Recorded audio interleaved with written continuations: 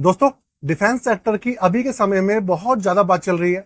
Defence sector का सबसे पहला जो म्यूचुअल फंड है उसका नाम है HDFC defence fund. Direct plan, regular plan, सबसे पहला ये डिफेंस सेक्टर का फंड था जो कि एचडीएफसी म्यूचुअल फंड हाउस ने लॉन्च किया था। इसी के ऊपर इकोनॉमिक टाइम्स ने एक रिपोर्ट भी पेश की थी और उन्होंने बताया था कि कैसे इसने कुछ 2-3 महीने के अंदर ही बहुत अच्छा खासा रिटर्न निकाल कर दिए हैं, मात्र 2 से 3 महीने के अंदर। और अच्छी खासी इन्होंने इस फंड के अंदर बढ़त भी हुई है।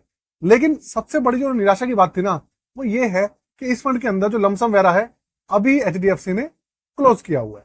आने वाले समय में ऐसा लग रहा है कि जो एचडीएफसी म्यूचुअल फंड हाउस है वो दोबारा से इस फंड के अंदर जो एसआईपी का ऑप्शन है दोबारा से अनेबल कर सकता है। देखिए, ऐसी कोई ऑफिशियल खबर तो नहीं आई है, लेकिन ऐसा लग रहा है कि कुछ महीने के अंदर ये सब चीज दोबारा हो सकती है। ठीक है, तो आज देखिए इस फंड का हम रिव्यू करेंगे, देखेंगे पिछले 6-7 महीने के अंदर इसकी क्या परफॉर्मेंस निकल के आई है। अभी एक समय ऐसा था जब ये फंड 115% का रिटर्न देता था एक साल के अंदर। उसके बाद ऐसा भी टाइम आया जब ये फंड करीबन 30-40% नेगेटिव चला गया। ठीक, देखिए ओवरऑल तो नेगेटिव में नहीं गया था, मैं आपसे वो कह दूं, ओवरऑल तो नेगेटिव में नहीं गया था, लेकिन हाँ 3-4 महीने में 6 महीने अगर कोई रिटर्न उठा के देखता तो करीबन 30 से 40%, 45% तक भी ये नेगेटिव में चला गया था। उसके बाद दोबारा से रिकवरी का मोड आया और अब रिकवरी होने के बाद इसके क्या हालात चल रहे हैं वो आपके सामने आज हम बात करेंगे। तो वीडियो के अंदर बने रहिएगा, बिल्कुल भी छोड़ के मत जाइएगा दोस्तों। चैनल को सब्सक्राइब कर लीजिएगा और बेल के आइकन को दबा दीजिएगा। शुरू करते हैं दोस्तों। अब देखिए कंप्यूटर स्क्रीन आपके सामने चालू हो चुकी है। फंड का नाम भी आपके सामने आ चुका है भाई, HDFC defence fund direct plan. अब जिन लोगों के पास ये है, देखिए वो तो भैया इस वीडियो को जरूर देखेंगे, और भैया जिनके पास नहीं है वो भी देख लीजिएगा, क्योंकि बहुत जल्द हो सकता है कि इसकी एसआईपी जो है वो चालू हो जाए। ठीक है, तो भाई सबसे पहली बात, डिफेंस सेक्टर का सबसे पहला फंड है और डिफेंस सेक्टर का इकलौता ये एक्टिव मैनेज फंड है जो कि फंड मैनेजर के द्वारा मैनेज किया जाता है। बाकी जितने भी फंड्स हैं डिफेंस सेक्टर के अंदर वो सारे इंडेक्स फंड है, जिसके अंदर जो फंड मैनेजर होता है उनका किसी भी तरीके से डायरेक्ट रोल बिल्कुल भी नहीं होता है। ठीक है, अब अगर मैं बात करूं इसके रिटर्न्स की बात करेंगे सबसे पहले, उससे पहले बात करते हैं इसके एनएवी की। देखिए इसका एनएवी जो है 25 रुपए 85 पैसे पहुंच गया है, मतलब 26 रुपए होने वाला है। उसके बाद जो इसके अंदर जो रैंकिंग है वो रैंकिंग तो इसको नहीं मिली है, लेकिन इंडिपेंडेंट वेबसाइट्स में इसको जो है 4 स्टार की रैंकिंग दी है दोस्तों। 4 स्टार की रैंकिंग जो है इंडिपेंडेंट वेबसाइट जो होती है उन्होंने इसको दी है।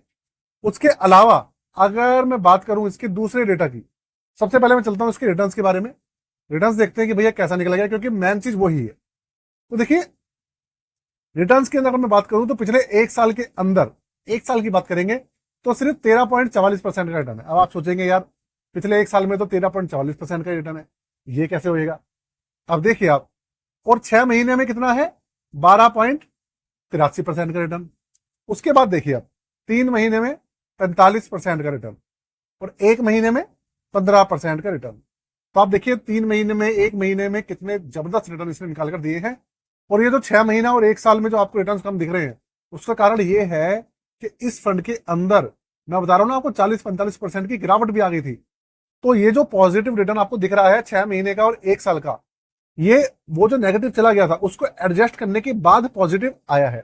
मतलब मान लीजिए पहले ये 50% नेगेटिव में था, 6%, 6 महीने में 50% नेगेटिव था। तो इसका मतलब ये है कि अब ये करीबन 13% पॉजिटिव है। तो इसका मतलब ये हो गया कि करीबन 63% का रिटर्न दिया है इसने, जिससे कि वो 50% जो नेगेटिव था वो एडजस्ट हो गया और बचा हुआ 13% यहाँ पे आपको दिख रहा है। इस तरीके से आप देखेंगे तो आपको रिटर्न जो है समझ में आएंगे कि भैया एक्चुअल में हुआ क्या है। ठीक है, बेंचमार्क को देखेंगे तो बेंचमार्क को भी अच्छा खासा इसने बीट किया हुआ है। देखिए यहाँ पे 1 महीने में भी करा हुआ है, 3 महीने में भी किया हुआ है, 6 महीने में भी किया हुआ है और एक साल में भी किया हुआ है। बेंचमार्क को पूरी तरह से बीट कर रहा है। अब आगे चलते हैं, अब समझते हैं इसका पोर्टफोलियो, और पोर्टफोलियो के अंदर ही सारी कहानी है इसकी एक्चुअल में। देखिए दोस्तों, ये जो आपका इंडेक्स है निफ्टी इंडिया डिफेंस, इसके अंदर मैंने आपको पहले भी बहुत बार बताया है, फिर से बता रहा हूं, इसके अंदर टोटल 18 स्टॉक्स हैं। ठीक, तो उन्हीं 18 स्टॉक्स को अगर आप देखेंगे तो जो इंडेक्स फंड्स हैं, जैसे म्यूचुअल आपका Motilal Oswal defence index fund हो गया, या आदित्य बिरला वाला डिफेंस फंड हो गया, ग्रो वालों का हो गया, उन सबके अंदर यहाँ पे आपको कितने स्टॉक्स मिलेंगे, 18। लेकिन क्योंकि ये एक एक्टिव मैनेज फंड है तो फंड मैनेजर के पास चॉइस होती है कि वो दूसरी कंपनीज भी उठा सकता है, तो इसलिए यहाँ पे आपको 24 स्टॉक्स दिख रहे हैं। 18 की बजाय। अब इसके अंदर आपको 5 कौन से सेक्टर्स दिख रहे हैं। इसके अंदर एनर्जी सेक्टर भी दिख रहा है, टेक्नोलॉजी भी आपके सामने है ना, ये देखिए आपके सामने इसके अंदर एनर्जी सेक्टर भी है और टेक्नोलॉजी भी है, इंडस्ट्रियल भी है, मटेरियल भी है। सबसे ज्यादा इंडस्ट्रियल सेक्टर में लगा हुआ है।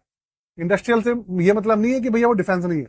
डिफेंस सेक्टर के अंदर जो इस तरीके का इंडस्ट्रियल सेक्टर में बैठती है कंपनियां, लेकिन वो काम डिफेंस सेक्टर के लिए करती हैं, उन कंपनियों की बात हो रही है। अब किसके ना कंपनी कौन कौन सी है वो देखिए। भारत इलेक्ट्रॉनिक्स पता है आपको, Hindustan Aero, Solar, BEML, Astra Microwave, है ना। उसके बाद देखिए Bharat Forge, MTAR, InterGlobe Aviation, Avalon, Techno Electric, Power Mech Projects, L&T, the Anup Engineering. इस तरीके की इसके अंदर कंपनीज है। डिफेंस सेक्टर भी है और नॉन डिफेंस सेक्टर भी इसके अंदर शामिल है। और इसके अंदर अगर मैं बात करूं तो 95.78%, मतलब करीबन 96% पैसा इक्विटी के अंदर है और 4% पैसा इन्होंने कैश बचाया हुआ है, जिससे कि अगर कोई विड्रॉ वगैरह करता है तो उसको पैसा ये दे पाए। तो देखिए एक चीज मैं आपको बिल्कुल क्लियर बता दूं, इसके अंदर आपको जितने भी स्टॉक्स हैं सारे ठीक ठाक स्टॉक्स हैं और फंड भी ठीक ठाक है। बस है क्या, मैक्सिमम स्टॉक जो है डिफेंस सेक्टर के। अब देखिए यहां पर दो चीजें निकल के आ रही है कि सबसे पहली चीज आपको एक बता दूं कि अगर आप अपना जो पोर्टफोलियो है आपके पास, अगर आप उसको रिव्यू कराना चाहते हैं या नया बनवाना चाहते हैं, ठीक, आपके पास दो ही सूरत में आपको रिव्यू कराना है। अगर आपके पास ज्यादा म्यूचुअल फंड स्कीम्स है, ज्यादा का मतलब 10 से ज्यादा है, 8 से 10 से ज्यादा है, 15 है, 20 है, या फिर आपके जो पोर्टफोलियो है अच्छा रिटर्न्स नहीं निकाल के दे पा रहा है, या आपके पास बहुत ज्यादा ओवरलैपिंग हो गई है, एक ही कैटेगरी के बहुत सारे फंड्स हैं, तब आपको रिव्यू कराना है। और अगर नया बनवाना चाहते हैं तो नया भी बनवा सकते हैं, 999 चार्ज है और साथ में डिस्क्रिप्शन के अंदर सारे डिटेल लेके आप कॉन्टेक्ट कर सकते हैं। ठीक है, अब मैं आगे बढ़ता हूं। और देखिए इसके अंदर giant companies, large cap companies सारी हैं। मिड कैप के अंदर 15.20% है, स्मॉल कैप में 24.5% है, बाकी सारा आपके लार्ज कैप के अंदर है। तो एक चीज आपको बताना चाहता हूं कि म्यूचुअल फंड का जो रिव्यू है वो तो मैंने कर ही दिया, आपके सामने है। लेकिन अगर आप स्टॉक्स का रिव्यू देखना चाहते हैं, इसके अंदर जो स्टॉक्स हैं, जैसे आपका हो गया Bharat electronics, HAL, solar, BEML, Astra Microwave, है ना, Bharat Forge, MTAR, InterGlobe, Bharat dynamics, अगर इन कंपनीज का आपको रिव्यू देखना है तो वो मेरे दूसरे चैनल पे डला हुआ है, जिसका नाम है इन्वेस्टमेंट विद तरुण। डिस्क्रिप्शन में उसका मैंने लिंक दिया हुआ है सबसे ऊपर। उस चैनल पे जाके आप प्ले लिस्ट वाले ऑप्शन में चले जाइएगा। प्ले लिस्ट के अंदर आपको स्टॉक रिव्यू के नाम से एक प्ले लिस्ट मिलेगी, वहां जाके आप उसको देख सकते हैं। जो भी आपको जिस भी स्टॉक का रिव्यू देखना है तो आप दूसरे चैनल पे जाके देख लीजिएगा। और म्यूचुअल फंड का रिव्यू तो आपको इस चैनल पे मिल ही रहा है, आप यहाँ पे देख ही रहे हैं। ठीक है, इसके अलावा आदित्य बिरला का देखना है तो उसका भी रिव्यू किया हुआ है मैंने। ग्रो का आपको देखना है, डिफेंस सेक्टर वाले फंड का, उसका भी रिव्यू मैंने किया हुआ है। मोतीलाल का भी किया हुआ है, HDFC का भी किया हुआ है। सबका लेटेस्ट मैंने रिव्यू किए हुए हैं, जो आपके आप चैनल पे सर्च कर लीजिएगा। ठीक है, तो भाई ये इसकी कंडीशन है फिलहाल। अब बात करते हैं इसकी दूसरे डिटेल्स की। लॉन्च कब हुआ था? 2 जून 2023 को हुआ था। ऑलमोस्ट 2 साल हो चुके हैं और 2 साल में इसका जो CAGR है वो है 59.56, मतलब 60% लगा लीजिए आप कि 60% के आसपास का CAGR है। उसके अलावा 6,665 करोड़ रुपए इसका AUM है। 0.71% इसका क्या है, एक्सपेंसिव रेशियो है। और इसके अलावा 100 रुपए से इसके अंदर देखिए SIP और लमसम तो फिलहाल बंद है, उसकी तो बात करनी बेकार है। हाँ, एग्जिट लोड 1 साल से पहले कोई विड्रॉ करता है तो 1% लगेगा। साथ में आपको एक चीज बताना चाहता हूं कि इसके अंदर आपको जो कोई से भी स्टॉक्स दिख रहे हैं, कुछ भी दिख रहा है, किसी भी तरीके का रिकमेंडेशन, सजेशन या एडवाइस किसी भी स्टॉक को लेकर या इस म्यूचुअल फंड को लेकर देखिए हमारी तरफ से बिल्कुल भी नहीं है। प्योर एक रिव्यू है ये, ठीक, टेक्निकल रिव्यू है, डेटा का एनालिसिस करते हैं, डेटा एनालिसिस है। तो ये है दोस्तों। बाकी अगर इसकी जो SIP वगैरह दोबारा चालू अगर होती है तो देखिए वो मिनिमम SIP जो होगी 100 रुपए से चालू हो। हाँ, इसके अंदर लमसम तो चालू नहीं करेगा HDFC, ये बात तो पक्की है। लमसम चालू नहीं होगा, SIP चालू हो सकती है, अगर होगी तो मिनिमम 100 रुपए से हो सकती है। ठीक, तो देखिए ये पूरा का पूरा डेटा है इस फंड को लेकर। कैसा लगा मुझे जरूर बताइएगा। साथ में चैनल को सब्सक्राइब कर लिया तो भैया बहुत अच्छी बात है, नहीं करा तो कर लीजिएगा। और भैया वीडियो को लाइक करके जाइएगा, बिना लाइक करे बिल्कुल भी मत जाइएगा, वो बिल्कुल फ्री है। आज के लिए जय हिंद, वंदे मातरम।